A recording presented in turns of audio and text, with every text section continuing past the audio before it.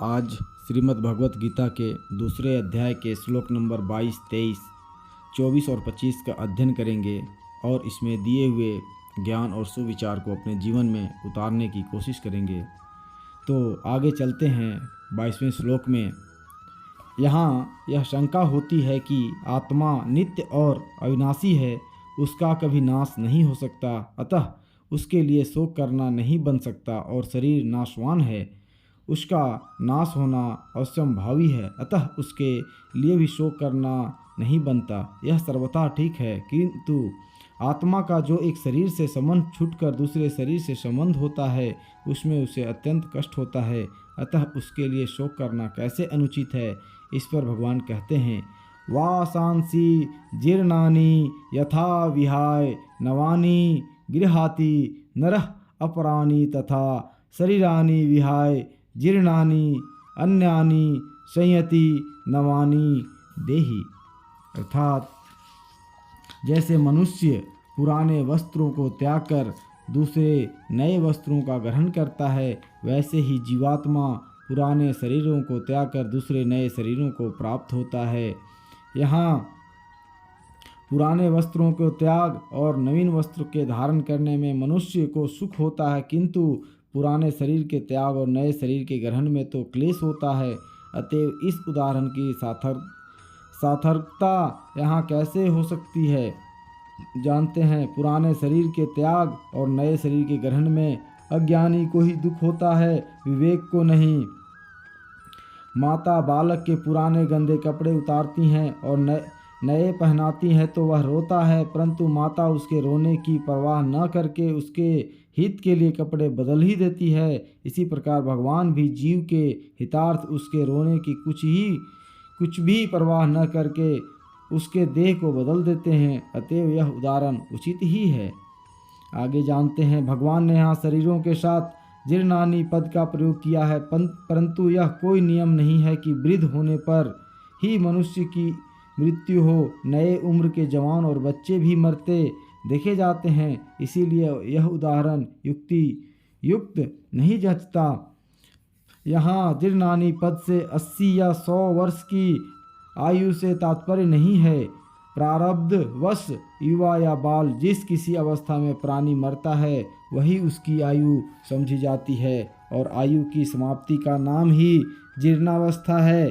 अतएव यह उदाहरण सर्वथा युक्ति संगत है। आगे जानते हैं, यहाँ वासांसी और शरीरानी दोनों ही पद बहुवचनांत हैं। कपड़ा बदलने वाला मनुष्य तो एक साथ भी 3-4 पुराने वस्त्र त्याग कर नए वस्त्र धारण कर सकता है, परंतु देही यानी जीवात्मा तो एक ही पुराने शरीर को छोड़कर दूसरे एक ही नए शरीर को प्राप्त होता है। एक साथ बहुत से शरीरों का त्याग या ग्रहण युक्ति से सिद्ध नहीं है। अतएव यहाँ शरीर के लिए बहुवचन का प्रयोग अनुचित प्रतीत होता है। तो जानते हैं, जीवात्मा अब तक न जाने कितने शरीर छोड़ चुका है और कितने नए धारण कर चुका है, तथा भविष्य में भी जब तक उसे तत्व ज्ञान न होगा तब तक न जाने कितने असंख्य पुराने शरीरों का त्याग और नए शरीरों को धारण करता रहेगा। इसलिए बहुवचन का प्रयोग किया गया है। आगे जानते हैं, स्थूल सूक्ष्म और कारण भेद से शरीर 3 हैं। जब जीवात्मा इस शरीर को छोड़कर दूसरे शरीर में जाता है, तब ये तीनों ही शरीर बदल जाते हैं। मनुष्य जैसा कर्म करता है, उसके अनुसार ही उसका स्वभाव बदलता जाता है। सत्य रज तम तीनों गुणमयी व्यष्टि प्रकृति ही यहाँ कारण शरीर हैं। इसी को स्वभाव कहते हैं। प्रायः स्वभाव के अनुसार ही अंतकाल में संकल्प होता है, और संकल्प के अनुसार ही सूक्ष्म शरीर बन जाता है। कारण और सूक्ष्म शरीर के सहित ही यह जीवात्मा इस शरीर से निकलकर सूक्ष्म के अनुरूप ही स्थूल शरीर को प्राप्त होता है। इसीलिए स्थूल सूक्ष्म और कारण भेदी से तीनों शरीरों के परिवर्तन होने के कारण भी बहुवचन प्रयोग का युक्ति ही है। आगे जानते हैं, आत्मा तो अचल है, उसमें गमनागमन नहीं होता, फिर देही के दूसरे शरीर में जाने की बात कैसे कही गई है। जानते हैं, वास्तव में आत्मा अचल और अक्रिय होने के कारण उसका किसी भी हालत में गमनागमन नहीं होता, पर जैसे घड़े को एक मकान से दूसरे मकान में ले जाने के समय उसके भीतर के आकाश का अर्थात घटाकाश का भी घट के संबंध से गमनागमन सा प्रतीत होता है, वैसे ही सूक्ष्म शरीर का गमनागमन होने से उसके संबंध से आत्मा में भी गमनागमन की प्रतीति होती है। अतएव लोगों को समझाने के लिए आत्मा में गमनागमन की औपचारिक कल्पना की जाती है। यहाँ देही शब्द देहाभिमानी चेतन का वाचक है, अतएव देह के संबंध से उसमें भी गमनागमन होता सा प्रतीत होता है, इसीलिए देही के अन्य शरीरों में जाने की बात कही गई है। आगे जानते हैं, वस्त्रों के लिए गृहाति तथा शरीर के लिए संयाति कहा है। एक ही क्रिया से काम चल जाता, फिर दो तरह का प्रयोग क्यों किया गया है? गृहांति का मुख्य अर्थ ग्रहण करना है और संयाति का मुख्य अर्थ गमन करना है। वस्त्र ग्रहण किए जाते हैं, इसलिए यहाँ गृहांति क्रिया दी गई है, और एक शरीर को छोड़कर दूसरे शरीर में जाना प्रतीत होता है, इसलिए संयाति कहा गया है। आगे जानते हैं, नरह और देही इन दो पदों का प्रयोग क्यों किया गया? एक से भी काम चल सकता था। तो जानते हैं, नरह पद मनुष्य मात्र का वाचक है और देही पद समस्त जीव समुदाय का, अतः दोनों की सार्थक है, क्योंकि वस्त्र का ग्रहण या त्याग मनुष्य ही करता है, अन्य जीव नहीं। किंतु एक शरीर से दूसरे शरीर में गमनागमन सभी देहाभिमानी जीवों का होता है, इसीलिए वस्त्रों के साथ नरह का तथा शरीर के साथ देही का प्रयोग किया जाता है। आगे जानते हैं, 23वें श्लोक के माध्यम से इस प्रकार एक शरीर से दूसरे शरीर के प्राप्त होने में शोक करना अनुचित सिद्ध करके अब भगवान आत्मा का स्वरूप दुर्विज्ञेय होने के कारण पुनः 3 श्लोकों द्वारा प्रकारांतर से उनकी उसकी नित्यता, निकारात्मकता और निर्विकारात्मकता प्रतिपादन करते हुए उसके विनाश की आशंका से शोक करना अनुचित सिद्ध करते हैं।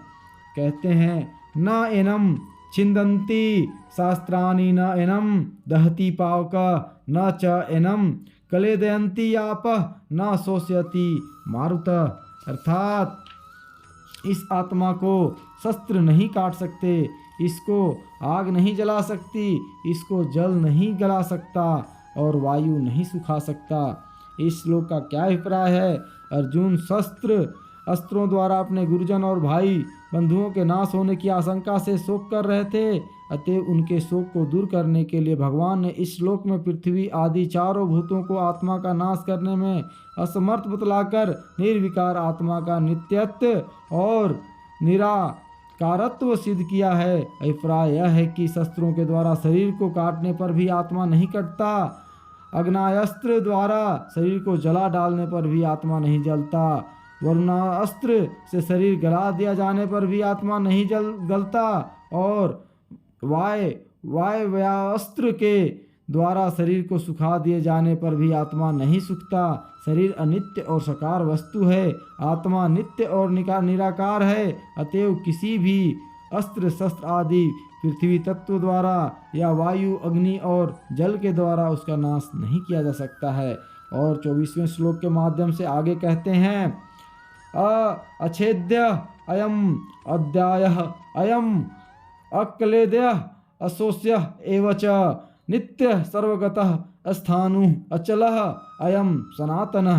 अर्थात क्योंकि यह आत्मा अच्छेद्य है, यह आत्मा अद्यः अक्लेद्य और निसंदेह अशोष्य है, तथा यह आत्मा नित्य सर्वव्यापी अचल स्थिर रहने वाला और सनातन है। पूर्व श्लोक में यह बात कह दी गई थी कि शस्त्र आदि के द्वारा आत्मा नष्ट नहीं किया जा सकता, फिर इस श्लोक में उसे दोबारा अच्छेद्य, अद्याह, अक्लेद्य और अशोष्य कहने का क्या अभिप्राय है? इससे भगवान ने आत्म तत्व का शस्त्रादि द्वारा नाश न हो सकने में कारण का प्रतिपादन किया है। अभिप्राय यह है कि आत्मा कटने वाली, जलने वाली, गलने वाली और सूखने वाली वस्तु नहीं है, वह अखंड, अव्यक्त, कृश और निर्विकार है, इसलिए उसका नाश करने में शस्त्र आदि कोई भी समर्थ नहीं है। आगे जानते हैं, अच्छेयद्दायी शब्दों में आत्मा का नित्यत्व प्रतिपादन करके फिर से उसे नित्य, सर्वगत और सनातन कहने का क्या अभिप्राय है? अच्छेद्यादि शब्दों से जैसा अविनाशित्व सिद्ध होता है वह तो आकाश में भी सिद्ध हो सकता है, क्योंकि आकाश अन्य समस्त भूतों का कारण और उन सब में व्याप्त होने से न तो पृथ्वी तत्व से बने हुए शस्त्रों द्वारा काटा जा सकता है, न अग्नि द्वारा जलाया जा सकता है, न जल से गलाया जा सकता है और न वायु से सुखाया जा सकता है। आत्मा का अविनाशित्व उससे अत्यंत विलक्षण है। इसी बात को सिद्ध करने के लिए उसे नित्य, सर्वगत, सनातन कहा गया है। अभिप्राय यह है कि आकाश नित्य नहीं है, क्योंकि महाप्रलय में उसका नाश हो जाता है और आत्मा का कभी नाश नहीं होता, इसीलिए वह नित्य है। आकाश सर्वव्यापी नहीं है, केवल अपने कार्य मात्र में व्याप्त है, और आत्मा सर्वव्यापी है। आकाश सनातन सदा से रहने वाला अनादि नहीं है और आत्मा सनातन अनादि है। इस प्रकार उपर्युक्त शब्दों द्वारा आकाश से आत्मा की अत्यंत विलक्षणता दिखलाई गई है। आगे जानते हैं आत्मा को स्थाणु और अचल कहने का क्या भाव है। इससे आत्मा में चलना और हिलना दोनों क्रियाओं का अभाव दिखलाया है।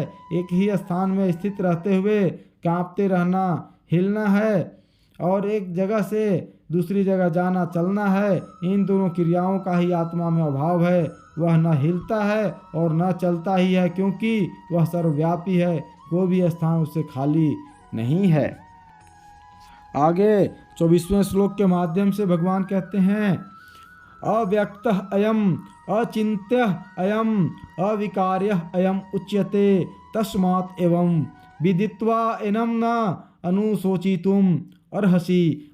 अर्थात यह आत्मा व्यक्त है, यह आत्मा अचिंत्य है और यह आत्मा विकार रहित कहा जाता है। इससे हे अर्जुन, इस आत्मा को उपयुक्त प्रकार से जानकर तू शोक करने के योग्य नहीं है, अर्थात तुझे शोक करना उचित नहीं है। आत्मा को अव्यक्त और अचिंत्य कहने का क्या भाव है? आत्मा किसी भी इंद्रिय के द्वारा जाना नहीं जा सकता, इसलिए उसे अव्यक्त कहते हैं, और वह मन का भी विषय नहीं है, इसलिए उसे अचिंत्य कहा गया है। आत्मा को अविकार कहने का क्या अभिप्राय है? आत्मा को अविकार कहकर अव्यक्त प्रकृति से उसकी विलक्षणता का प्रतिपादन किया गया है। अभिप्राय यह है कि समस्त इंद्रियां और अंतःकरण प्रकृति के कार्य हैं, वे अपनी कारण रूपा प्रकृति को विषय नहीं कर सकते, इसीलिए प्रकृति भी अव्यक्त और अचिंत्य है, किंतु वह निर्विकार नहीं है। उसमें विकार होता है और आत्मा में कभी किसी भी अवस्था में विकार नहीं होता। अतएव प्रकृति से आत्मा अत्यंत विलक्षण है। आगे जानते हैं, इस आत्मा को प्रयुक्त प्रकार से जानकर तुझे शोक करना उचित नहीं है। इस कथन का क्या अभिप्राय है? इससे यह भाव दिखलाया गया है कि आत्मा को प्रयुक्त प्रकार से नित्य, सर्वगत, अचल, सनातन, अव्यक्त, अचिंत्य और निर्विकार जान लेने के बाद उसके लिए शोक करना नहीं बन सकता। इस प्रकार आज इतना ही 25वां श्लोक समाप्त हुआ। धन्यवाद।